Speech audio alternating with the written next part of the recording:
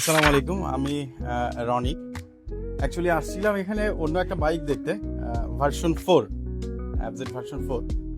তারপর দেখি নতুন লঞ্চ হয়েছে আমাদের এই সেগমেন্টের গাড়িটা। এটা মনে হয় হাইব্রিড। হ্যাঁ, তো ওনারা আমাকে এটার সাথে নতুনভাবে ইন্ট্রোডিউস করা দিল। তারপর এটা ফিচার দেখে আসলে আমার অনেক ভালো লাগছে, দ্যাটস ওয়াই আমি এটা প্রি বুকিং করলাম। ধন্যবাদ। আসসালামু আলাইকুম, আমার নাম মোহাম্মদ সোহাগ হাসান।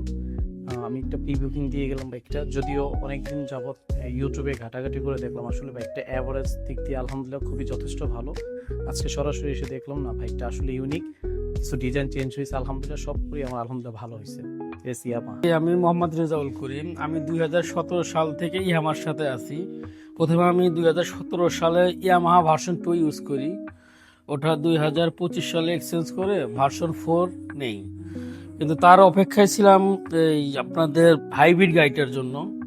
আনঅফিসিয়ালি আমি দেখছিলাম, আজকে অফিসিয়ালি গাড়িটা পেয়েছি এবং প্রি বুকিং করছি।